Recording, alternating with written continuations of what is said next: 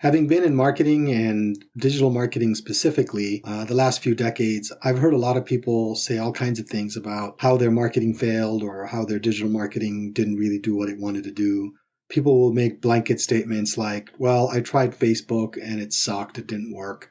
I tried email marketing and that didn't work either, things like that. And a lot of times when I start to get into a deeper conversation with some of these folks, what I find is that they really didn't have a strategy. They were just shooting from the hip. They were just, throwing things at the wall and trying to see what sticks.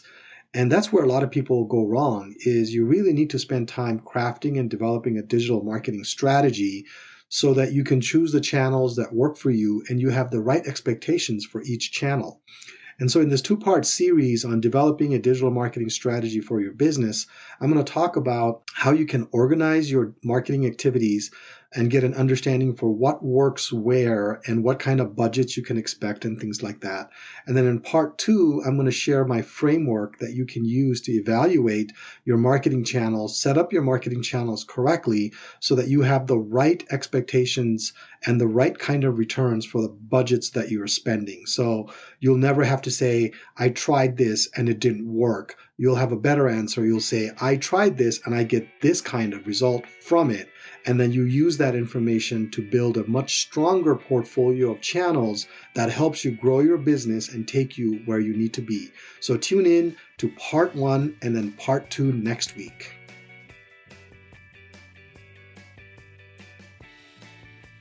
Welcome to the latest episode of Corner Your Market. I'm your host, Silas Kimide. In this podcast, I talk about all things digital marketing, from website design and development to SEO and PPC, as well as paid advertising, email marketing, social media, and anything in between. If you're a small business owner, a marketing manager in a company, or an entrepreneur, this podcast is for you. So tune in every Thursday at 10 a.m. You'll gain some practical insights, new strategies, tactics, and tools that will help you grow your business. To subscribe, go to corneryourmarketpodcast.com and select the podcast app of your choice. Then you can hit subscribe within those apps. That again is corneryourmarketpodcast.com.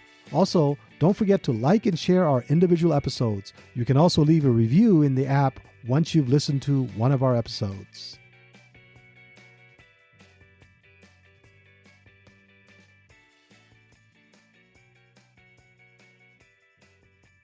If you don't already know this about me, but I've spent my entire career in digital marketing. Actually, I would say 95%. There was the first few years that maybe I wasn't doing digital marketing or maybe the way we understand digital marketing. But in my background, I've done everything from web design and development, SEO, content marketing, email marketing, PPC, Facebook ads, LinkedIn ads. Also done some social media, had a blog back in between 2005 and 2010, which I sold. So I've done social strategy as well and things like that. So I've done a lot of these things over the years. And one of the things that really bothers me when people say is when they say, oh, I tried such and such tool and it didn't work for me. And they'll make a blanket statement. And it kind of bothers me a little bit because I feel like there's some really good tools out there. And a lot of times I find that the tool maybe is not the issue. Maybe there's something underneath it. So let me give you an example. Somebody will say, well, email doesn't work. Email marketing doesn't work. And you dig in a little bit and you find out, well, they didn't really have a good list. They weren't really working with a good list. And then you look at their email copy. Well, there wasn't anything in that email copy that would want me to respond to it. So why would it work, right? So it's not that email marketing doesn't work. Maybe the issue is their strategy wasn't that great. And that's kind of what we're going to talk about today is I'm going to talk, at least the next two episodes, I'm going to talk about how you can develop a very good digital marketing strategy and the way in which you need to think through your goals, your objectives, what you're trying to achieve so that you can craft a very good digital marketing strategy. And having a strategy really makes a big difference because what that means is that you've thought through things, right? You've thought through, what your goals are, what your objectives are, what kind of messaging you're going to use. Maybe you have a messaging testing system in place or things like that. And you've also thought through your budget because a lot of times people will start campaigns and stop before they have enough data to really make a decision. And that doesn't do anybody any justice. So when you think through a strategy, you also think through a budget. So in those regards, where do you start with developing a strategy? And I actually have a three-part system that I use to help my clients develop a digital strategy. And what I'm going to do in the next couple of podcasts is share some of those techniques. Did I say three or did I say two? Let me go back and say I have two. So sorry about that. So in terms of the first thing here, the first thing that you need to do to develop a really effective strategy, and this is what we're going to cover in this podcast, is you need to really organize your marketing activities. And what I mean by that is you need to basically make a decision on what kind of activities you're going to use, what kind of channels you're going to use, and things like that. And you need some way of organizing it because there's a lot of digital marketing tools out there, right? There's SEO, there's Facebook, there's Twitter, there's social media marketing, there's web design development, there's blogging, content marketing, there's email marketing, there's AI nowadays, there's all kinds of stuff, marketing automation.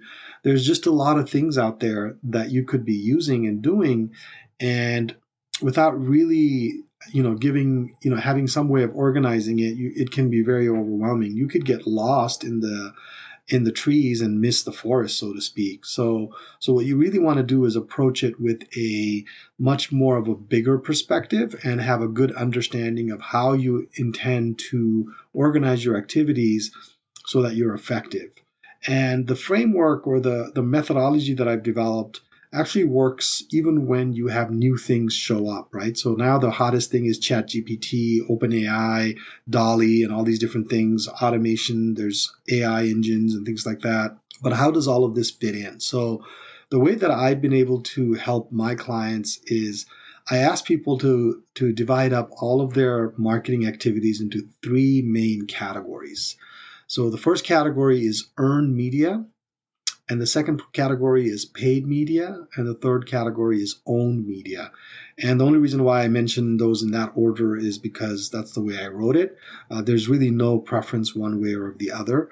Now, when you craft your strategy, you might want to use those in different ways. But anyway, so there's no what I'm trying to say is there's no reason why I named earned media 1 and owned media 3, because sometimes people get hung up on that. But what I mean by earned media is those vehicles, those media channels and vehicles out there that you can put your things out there in those channels, but there's no guarantee that you're going to get any kind of play on that, right? So what I mean by that is things like PR or social media engagement, right? So you can put out a press release, but there's no guarantee that the news channel is going to pick up on your press release and play it in their nightly news. Same thing with social engagement. I mean, you could put some great LinkedIn posts and Facebook posts and Instagram posts and TikTok videos and things like that, but there's no guarantee that anybody's going to like it, share it, comment on it, and things like that. So the engagement is totally based on the quality of the content that you put out there. And so it's earned. The reaction and the impact that you get from those channels is earned. And we'll talk a little bit more about that in a little bit. But let me go on with paid media. Paid media part is pay to play. Sorry. Sometimes I get a little confused. Pay to play, right? And this is where you can pay and you'll get played, so to speak. So examples in digital media would be PPC, pay per click, right? You pay enough, you got enough of a quality score, you'll show up on Google rankings, right? Facebook ads is another one. You pay Facebook, they'll show your ad. Instagram, LinkedIn, there's all these paid options in all of these different channels, right? You have a small budget, you have a big budget, you put the budget in and boom, your ad shows. Same thing with display and video ads, right? So you pay and then your message gets played. So that's paid media. And a lot of the things that you do fall under paid media. Now, the third category that I like to use or classify is owned media. And believe it or not, you as a company or even as an individual, you own certain types of media channels, right? You own your website, for instance, right? So your website is yours. You make an investment in it at the beginning, but the holding cost is fairly minimal. Maybe just hosting and maintenance. You can keep that thing going, right? And you can put your message out there on that website. As long as people get to it, you get your message out to your audience. So, and that's where SEO comes in. I put SEO as owned because I feel like you have a fair amount of control over getting ranked for your terms. If you have a good SEO strategy, and I think I'll cover these in the next couple of episodes and things like that, is when you have a good SEO strategy that you have actually created yourself, you know the keywords, you know the content you want to push out there, and you've got the links and you've got the pages built and things like that. That is your SEO. You own that. You change it, you could change the outcome. And so you do some SEO and things like that on your website, and it becomes your own channel. It becomes your own media vehicle, right?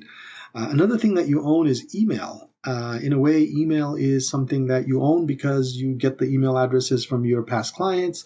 You build a list based on maybe people that are interested in your business and things like that. So you own that email. You have subscribers in that email, and that becomes a channel for you to market to as well. And you own it, right? You're not paying anybody for your message to be played and things like that. And I mean, granted, you have to pay, your email service provider like MailChimp or Constant Contact or what have you, but you own that. I mean, you could pay them and still get nothing because you have to have the email list, right, and your content and things like that. So under owned media, that's website SEO, and then the content that you produce for your blog also falls under that, and then you have your email, right? And then the final thing under owned media, and this one kind of is a little controversial. It could go under earned as well, but I think it's also owned because you have to go get it, which is your online reputation. And I think I talked about that in a previous episode, how to get reviews. The reviews are yours. Granted, they live on somebody's third-party platform. They are yours. They're about you. You control them. You can use them. You control them in the sense that you could, shut down your pages and things like that, and you won't be able to have your reviews anymore. You will have an opportunity to influence the people that maybe read it, and you also have control over your reputation strategy, right? So again, it's a little bit of a gray area. I understand. So no need to send me hate mail or anything like that saying you disagree with me, but maybe some constructive feedback on where you think maybe reputation would fall, owned or earned. But I think it's a combination of both. But for sake of argument in this case, I put it under owned media. Right, so now we have the three categories of media that you can do. You can do earned, paid, or owned media, right? So that's a good way to kind of bucket things in my opinion. So whenever something new happens or something like that, some new channel emerges, something different comes along, you could always ask yourself, okay, is this earned media? Is this paid media? Or is this owned media? And that could really help you make the decision on how to use it. Now, there's some characteristics on these different media types. If you think about it, earned media, for the same budget, let's say you spend $1,000 on earned media, and for comparison purposes, you spend $1,000 on paid media, right? So for the same budget level, earned media, you have very little control over the outcome on that one, right? So you have low control, and you also have low influence. It's very difficult to influence people to like your content if they don't like your content on social media, right? So for the same amount of money that you would spend creating the content, putting the PR or whatever it is that you're doing that falls under earned media, for the same amount of money, the amount of control and influence you have is fairly low. Now, for the same amount of money, if you go to paid media, you have a little bit more control and you have a lot more influence. What I mean by that is you can control the placement, you can control the frequency of the placement, you can control the message there, and then by depending on how strong your message is, you can influence the outcome. If you offer 35% off on your message, you're going to get a great outcome, right? Now on earned media, you can say 35% off, but you still might not get the right placement to be able to get the response that you want, right? Now, when it comes to owned media, the budget can be fairly modest. I understand that there is ongoing cost to maintaining your website and hosting your website and also doing SEO and creating the content and writing the emails and things like that. I understand that. But But compared to paid media budgets and things like that over a long term, I would classify owned media costs as to be cheaper. You build a $10,000 website or $50,000 website. That's a one-time cost. The maintenance may be $1,000, $1,200 a month. SEO might be another few $1,000s a month, things like that. But it's fairly modest, right? So for that budget, you have a lot of control over who sees it, how they see it, and you have a lot of influence over what you can put in there, and what gets consumed, the links that you have in there, where you want to be shown, and things like that. So it offers you quite a bit of control and quite a bit of influence for a modest budget, right? So I bring all of this up to you because once you have a way to categorize your marketing channels and your marketing activities based on earned, paid, and media, then you can start thinking about the budget, how much control and influence you need, and then the type of outcome that you can get, or at least you can expect from these different media vehicles, right? So let's say you're a small business, you're a dental practice or a veterinary clinic or a manufacturing company or something like that, and you're starting with or law firm, you're starting with a budget, and you want to know how to prioritize that. So for me, in my experience, the best way to maximize your budget is to first invest in the own media channels that you have. Remember, you have a lot of control and a lot of influence on that, right? And it's a better long-term play. So build a great website, pour money into SEO and content and optimization and things like that.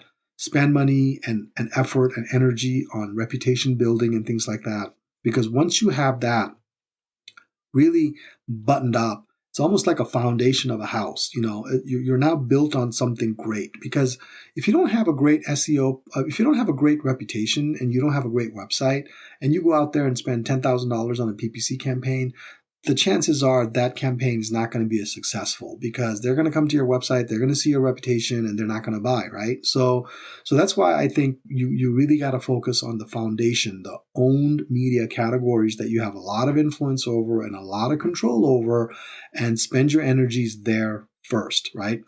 I know it's tempting because to spend money on other things because those are what you might think are going to bring people to your website. You're going to have a quick sale and things like that. There is a place for that.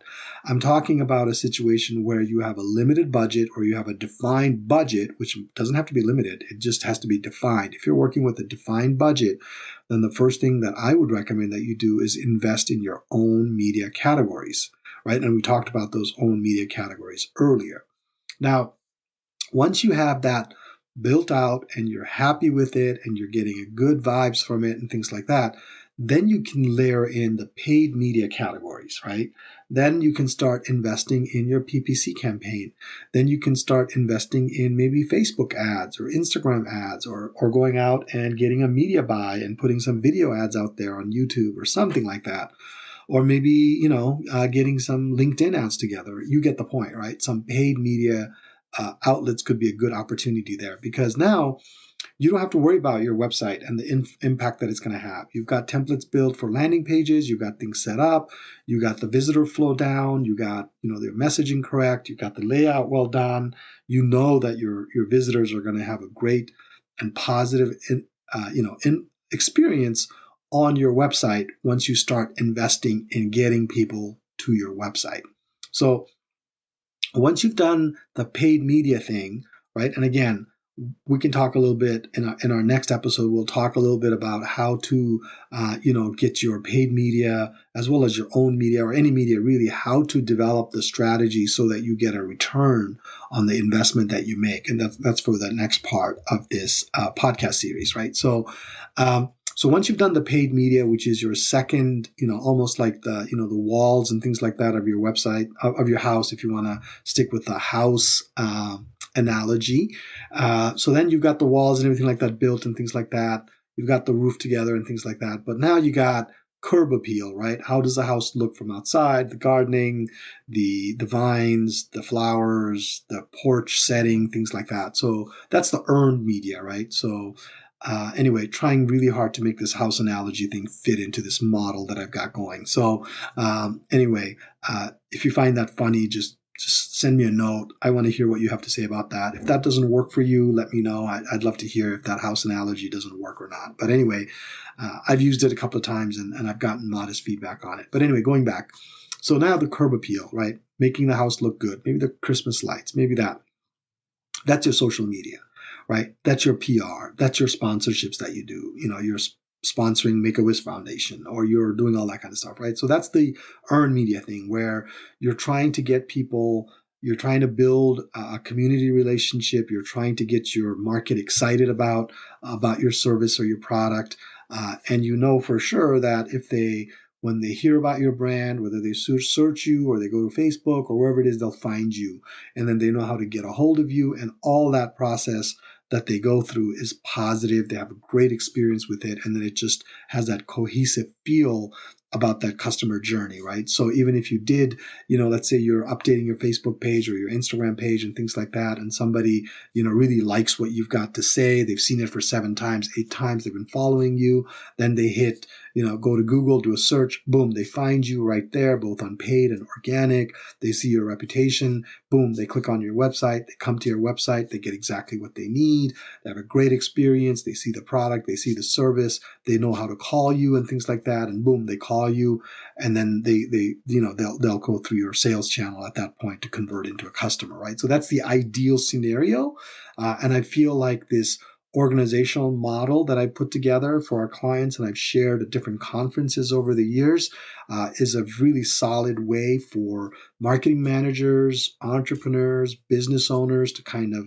use and to basically determine how best to allocate their budget, what kind of control they need over their budget, what kind of influence that they can have, and things like that. So that's the first part of the series here, organizing your marketing, getting everything wrapped up and really in a nice framework so that you can then move on to the next part of selecting the right channels on the paid side and how to evaluate those services and things like that and what you're getting out of it and things like that. So we're going to cover that in part 2. So let me just wrap up here real quick in today's episode. In today's episode, what we did is just wanted to address a concern that I always have or a feedback that I always get when people say they started off with a marketing channel or they tried this marketing and it didn't work, right? And so given all the experience I have, that always makes me cringe a little bit because I understand how some of these channels work and when best to use it and things like that. So today, what we did is we gave you a framework, or at least I gave you a framework for, classifying all of your marketing activities and your marketing channels into earned media, paid media, and owned media. And then I covered a little bit about each of those categories, each of those buckets in terms of budget, in terms of control and influence, and which one has the most, which one is maybe lagging in that. And then I also gave you a framework or a starting point of where you should invest your budget first, second, and third. And so with that kind of wraps up this episode of developing your marketing, of developing your digital marketing strategy. Be sure to tune in next week where I cover part 2 of developing your digital marketing strategy. Until then, my homework to you is use this model and see if you can go through your marketing activities and start putting them into your buckets, because that way you get a good idea for how to use the things that I will share with you in my second part of this developing your digital marketing strategy. Until then, happy marketing. If you're a small business owner, a marketing manager at a company, or an entrepreneur, please tune in weekly. You'll gain some insights, tips, tricks, and be a bit more enlightened when it comes to digital marketing.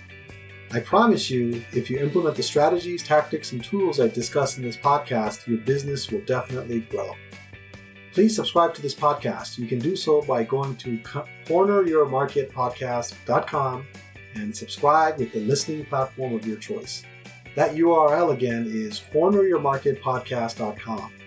Don't forget to like and share this episode with your friends and colleagues. Also, don't forget to leave a review. Those mean a lot to me and can help others that would benefit from the information we share. Finally, I would love to hear from you. I love getting listener emails. So if you have questions, feedback, or any general comment about the topics I discuss on this podcast, feel free to send me an email. I will be sure to share and discuss your feedback on the air if it will benefit our listening audience. You can write to me at connect@corneryourmarketpodcast.com. Just put listener comment in the subject line. That email again is connect@corneryourmarketpodcast.com. And again, please put listener comment in the subject line. Thanks for listening today. I look forward to being back next week. Until then, be good and do good.